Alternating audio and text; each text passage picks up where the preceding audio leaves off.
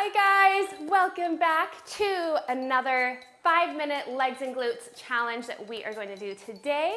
I am going to be going over all of the modifications and alternative moves for any of the moves in today's challenge. And don't forget, we have a grand prize giveaway that is a part of this challenge. So if you don't know already, head to the description box below for tons of info on that, as well as a promo code to get 1 month free to the FitBody app, which is where this challenge is at. Alrighty, so let's get started. Move number 1 is going to be a box squat, and we are going to grab some weights. So I want to start off by saying that the box squat is one of my favorite moves for beginners. Not that it's such an easy move, but it really helps to train you if you don't know how to do a proper squat. So what you need is a platform, and you're just going to sit back, tap it, and then stand back up. And the reason why this is so great is because if you have trouble with squatting back like you're sitting in a chair, put a chair behind you and then you're going to just intrinsically do it. So all you do is just squat, tap back. You don't sit down, just tap it and then stand back up. So as far as an alternative or modification, this is almost as easy as it gets with a squat. So I don't really want to give you guys a modification, but I'm going to just in case you're like, I cannot do squats. And in that case, you would do a glute bridge. So really quick, let me show you the glute bridge if this is your first time joining us.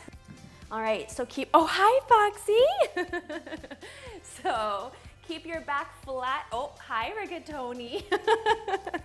So keep your back flat to the ground, and then you're just gonna raise your glutes, internally rotate your pelvis, shorten that space between your rib cage and your pelvis to really engage your glutes. If you're just raising as high as you can, you're actually just gonna be engaging your lower back, not even your glutes, or not as much as you should be. So that would be the alternative to a box squat, but like I said, I really want you to do that box squat.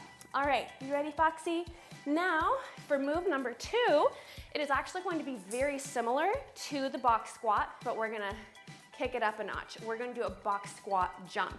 And also, by the way, this move is actually not in the app. I haven't filmed it yet, and I really wanted to put it in this challenge. So you're gonna see in the app, it is a squat jump, which is gonna be the alternative for this move, but I really want you to try this. So same thing applies. Keep your chest up, squat back like you're sitting in a chair. You are going to release and rest for a brief second, and then you're going to jump up. Okay, so let me show you in real time. Do you see that was just like I lifted up my legs, my feet just a tiny, tiny bit, relax, and then jump, and then you sit back down and you repeat. So that is a move I want you to do, but if you need a modification, then I want you to just do a squat jump, okay? Because remember, this move is intended to not only engage your glutes, but to get your heart rate up. And if for whatever reason you're like, oh, can't do that jumping part, just do regular squats, but try to do them at a fast enough pace to where you're getting your heart rate up, but not too fast where you're compromising your form. All right, move number 3 is going to be a single leg deadlift. We don't need this anymore, so let me move this over here.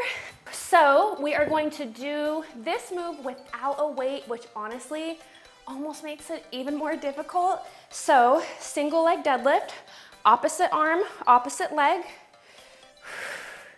You bend over until your body's parallel to the ground, and then return. Be sure that knee is not caving in. Let me show you from the side. Keep your core tight. Just a slight bend in the knee. All right, and then back up. So this is really going to target your entire posterior chain, so your hamstrings, your glutes, and you want to keep your upper body tensed as well. You want your back and your legs to almost move in a straight line so that when my leg goes up, my back goes down, and you don't want to dip your back, okay? So none of this, all right? Or even you don't want to get here and then dip your back at the end, okay? So really try to control the movement, keep your core tight. Stop once you're about parallel, and when you return, you're pushing through that heel, okay? So that is the move for today. Again, this is another one that I want you to do. This is actually a really great move that they do in physical therapy for people who might have issues with whether it's your knee turning in or with engaging your glutes. So this is a great move to do, but if you aren't quite there with your balance, then just hold on to something. So let's see. I'll do it here, for example. So if you need to balance, just kind of tap something. Don't hold on to it because you don't want to rely on that, but just have it there as like a safety.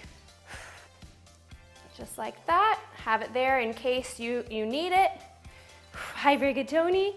And then push back up. And you don't need to hold that position. I'm just doing that because I'm explaining proper form, but the actual movement would look like this.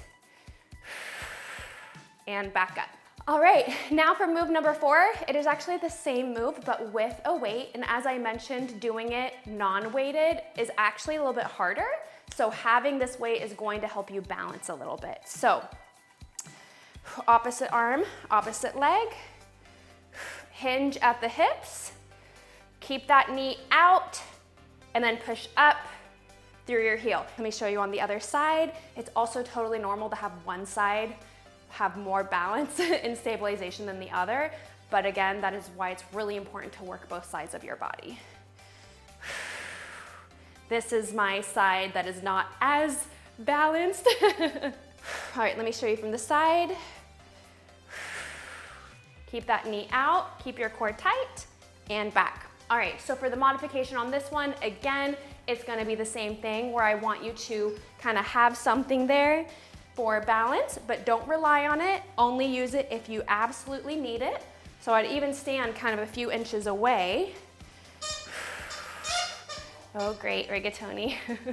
All right, just like that. And now it is time for move number 5. This one is not an easy move. It is a jumping move, and it also takes some balance and coordination, which I do not naturally have, so I have to work on this one a lot. We'll work on it together. So this is going to be a blast off jumping lunge. So let me show you what it looks like. Okay, so let me show you from the side. You are going to step forward, jump up, land back, and return. Okay, so when you're doing that last jumping move, be sure that you are trying to elongate your body and jump directly up in the air so that you don't accidentally jump forward. Other than that, of course, just keep your core tight. And the hand placement here isn't super important, but I would just figure out a way for you where it's gonna make sense. For me, I like to do opposite elbow to knee, and then when I jump up, this is opposite elbow to knee. But some people like to do same elbow to knee, and then they jump up, same elbow to knee. Doesn't really matter, it's totally up to you and what helps you feel the most coordinated, okay? So this is the move, and then back. Remember, don't let that knee cave in, and step back. So for the alternative for this, there's another variation called the blast off lunge. So it's not the jumping component. You go down into a lunge, and then you jump up off of that front toe, and you land, and then you return to the starting position. So let me show you from the side. Jump up, land, and return. So that is going to be your modification, but if you're like, I don't want any jumping moves at all, then I just want you to do a stationary lunge like this. But try to do it fast enough to get your heart rate up, but not too fast where you're compromising your form. All right, guys, that is it for today's challenge. I am breaking up a sweat. Time for you to go crush your workout. Don't forget to let me know what your favorite move is from today's workout, and I'll see you guys tomorrow.